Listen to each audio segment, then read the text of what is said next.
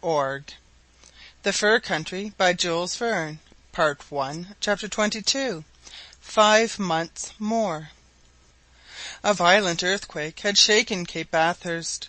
Such convulsions were probably frequent in this volcanic region, and the connection between them and eruptions was once more demonstrated. Hobson well understood the significance of what had occurred, and waited in anxious suspense.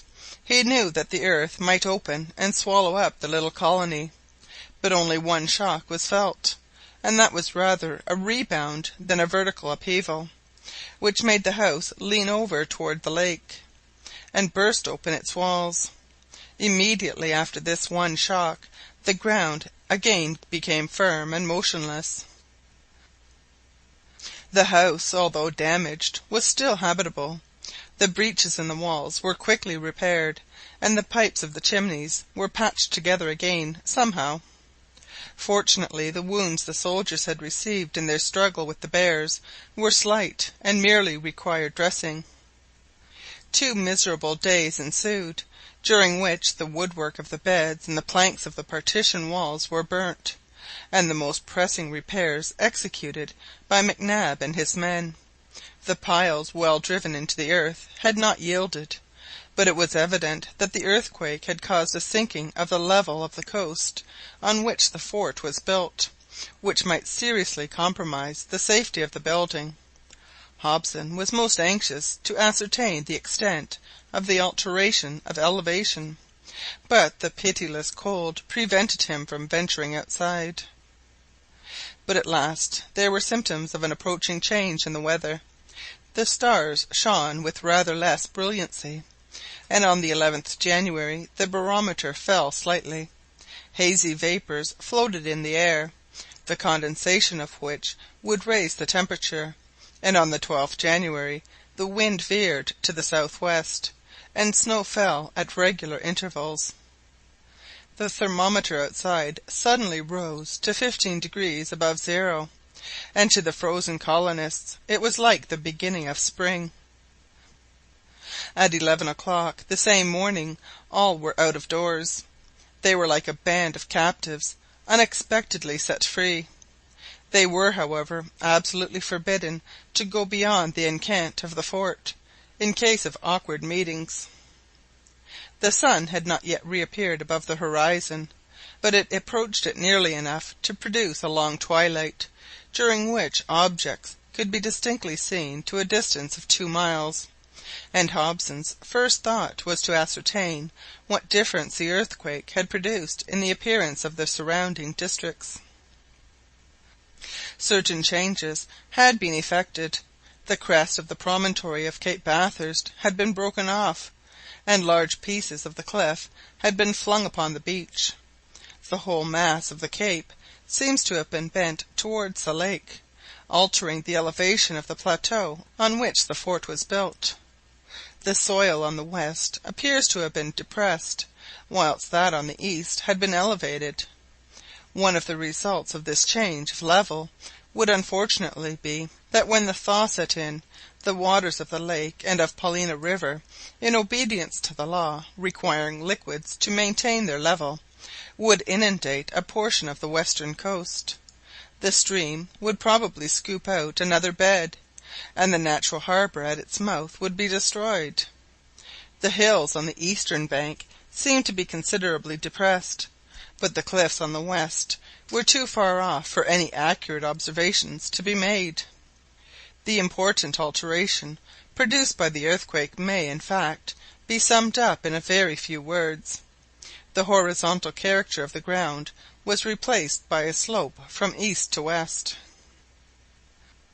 "Well, Lieutenant," said Mrs Barnett, laughing, "you were good enough to give my name to the port and river, and now there will be neither Paulina River nor Port Barnett. I must say I have been hardly used." "Well, madam," replied Hobson, "although the river is gone, the lake remains, and we will call it Lake Barnett. I hope that it, at least, will remain true to you." Mr and Mrs Joliffe, on leaving the house, had hurried, one to the dog-house, the other to the reindeer stable. The dogs had not suffered much from their lone confinement, and rushed into the court, barking with delight. One reindeer had died, but the others, though thin, appeared to be in good health. "Well, madam," said the Lieutenant, "we have got through our troubles better than we could have expected." "I never despaired," replied the lady. "The miseries of an Arctic winter would not conquer men like you and your companions." "To own the truth, madam," replied Hobson, "I never experienced such intense cold before in all the years I have spent in the north, and if it had lasted many days longer we should have all been lost."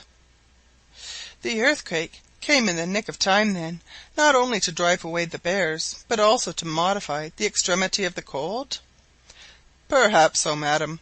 All natural phenomena influence each other to a certain extent. But the volcanic structure of the soil makes me rather uneasy. I cannot but regret the close vicinity of this active volcano. If the lava from it cannot reach us, the earthquake connected with it can. Just look at our house now." "Oh, all that can be put right when the fine weather comes, and you will make it all the stronger for the painful experience you have gained." "Of course we shall, but meanwhile I'm afraid you won't find it very comfortable." "Are you speaking to me, Lieutenant? To an old traveller like me? I shall imagine myself one of the crew of a small vessel, and now that it does not pitch and toss, I shall have no fear of being seasick." "What you say does not surprise me," replied Hobson. "We all know of your grandeur of character, your moral courage, and your imperturbable good temper. You have done much to help us all to bear our troubles, and I thank you in my own name and that of my men." "You flatter me, Lieutenant, you flatter me." "No, no, I only say what every one thinks. But may I ask you one question? You know that next June Captain Craventy is to send us a convoy with provisions, which will take back our furs to Fort Reliance. I suppose our friend Thomas Black, after seeing his eclipse, will return with the captain's men. Do you mean to accompany him?" "Do you mean to send me back?" asked the lady with a smile. "Oh, madam!" "Well, my superior officer," replied Mrs Barnett, extending her hand to the Lieutenant, "I shall ask you to allow me to spend another winter at Fort Hope. Next year one of the company's ships will probably anchor off Cape Bathurst, and I shall return in it. Having come overland, I should like to go back by Behring Strait." The Lieutenant was delighted with his companion's decision. The two had become sincerely attached to each other, and had many tastes and qualities in common. The hour of separation could not fail to be painful to both.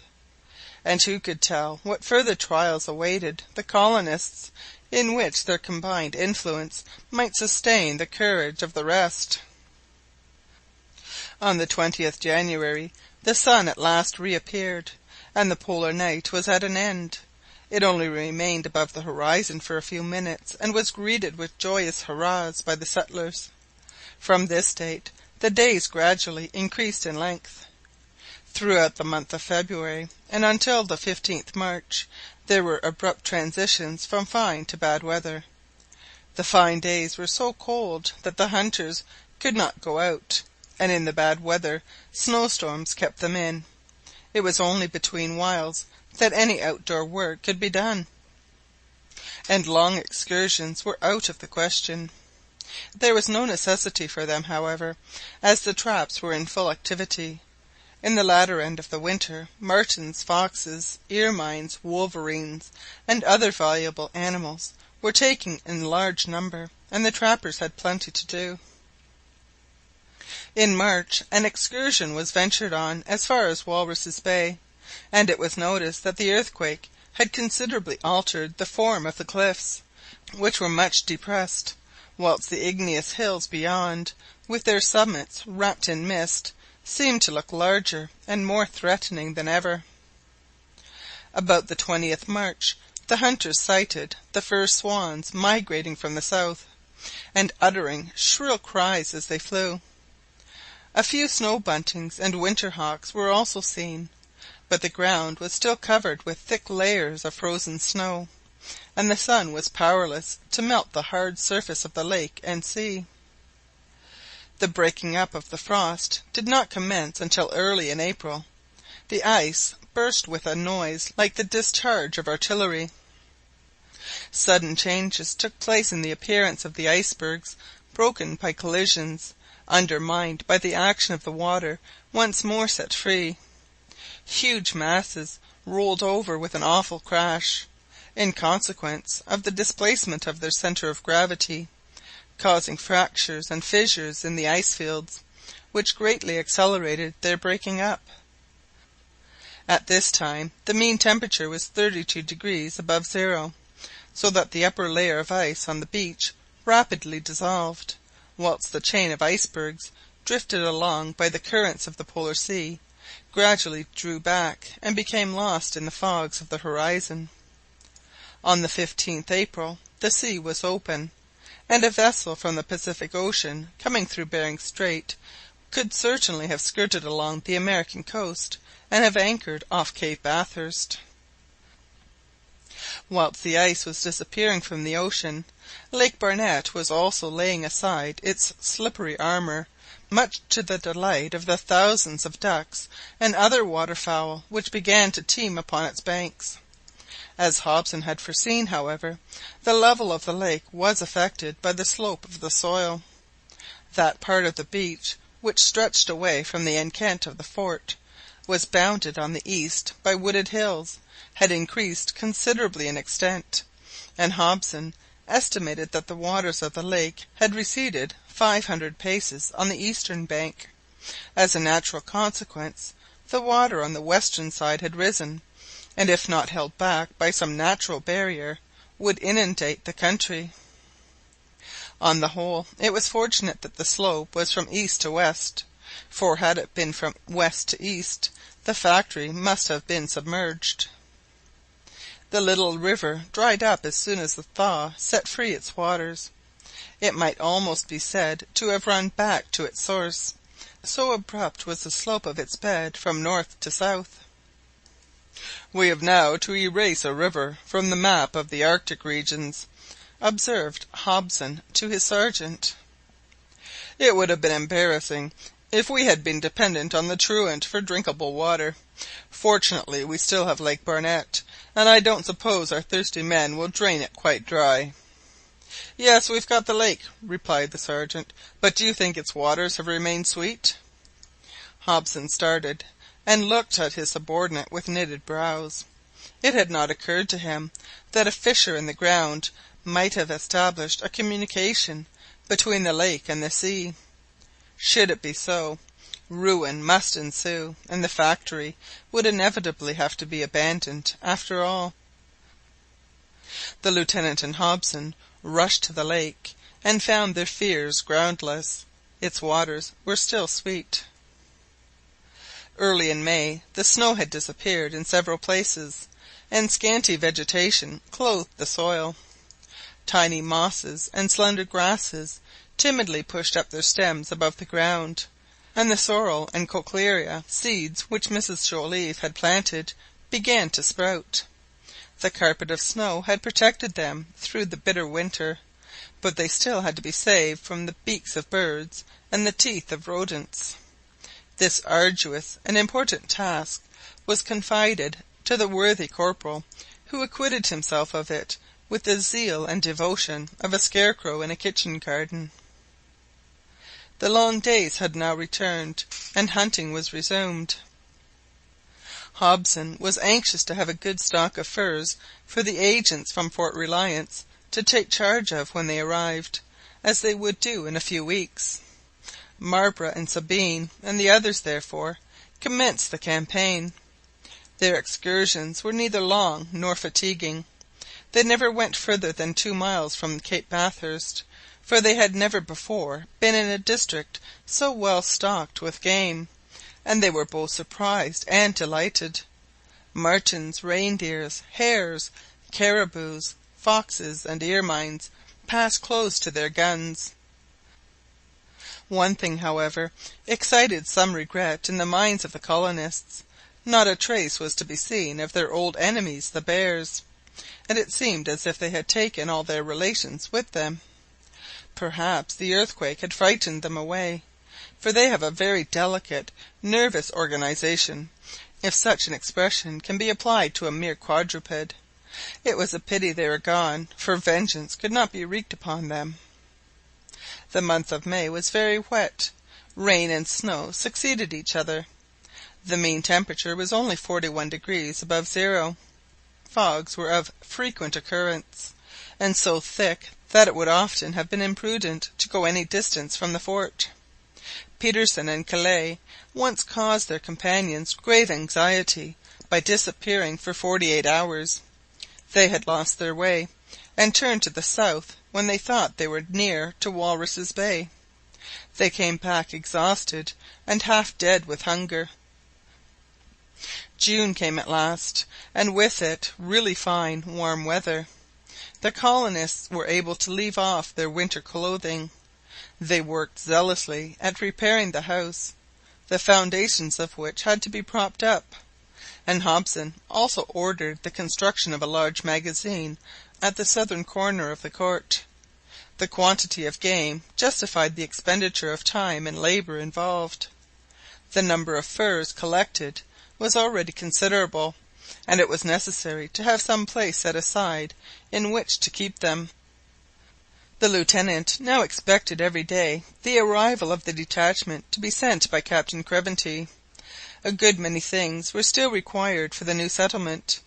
The stores were getting low, and if the party had left the fort in the beginning of May, they ought to reach Cape Bathurst towards the middle of June. It will be remembered that the captain and his lieutenant had fixed upon the Cape as the spot of rendezvous, and Hobson having constructed his fort on it, there was no fear of the reinforcements failing to find him.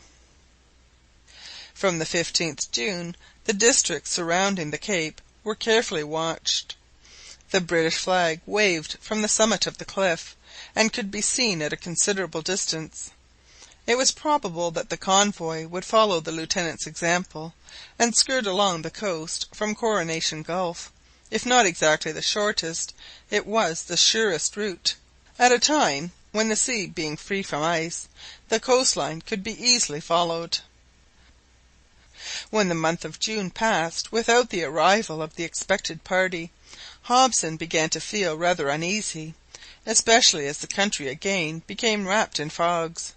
He began to fear that the agents might lose their way, and often talked the matter over with Mrs Barnett, Mac Nab, and Rae.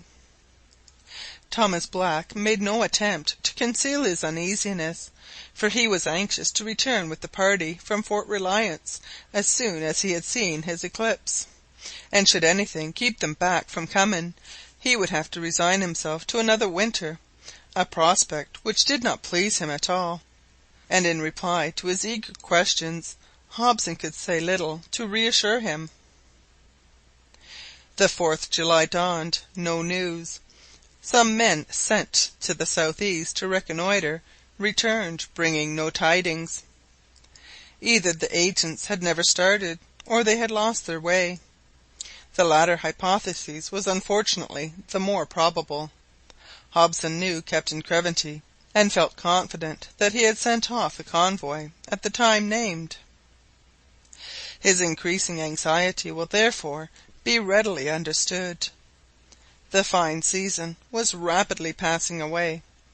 Another 2 months, and the Arctic winter, with its bitter winds, its whirlpools of snow, and its long nights, would again set in. Hobson, as we well know, was not a man to yield to misfortune without a struggle. Something must be done, and with the ready concurrence of the astronomer, the following plan was decided on. It was now the 5th July. In another fortnight, July 18th, the solar eclipse was to take place, and after that Thomas Black would be free to leave Fort Hope. It was therefore agreed that if by that time the agents had not arrived, a convoy of a few men and 4 or 5 sledges should leave the factory and make for the Great Slave Lake, taking with them some of the most valuable furs, and if no accident befell them, they might hope to arrive at Fort Reliance in 6 weeks at the latest, that is to say, towards the end of August. This matter settled, Thomas Black shrank back into his shell, and became once more the man of one idea, awaiting the moment when the moon, passing between the orb of day and himself, should totally eclipse the disc of the sun. CHAPTER 23.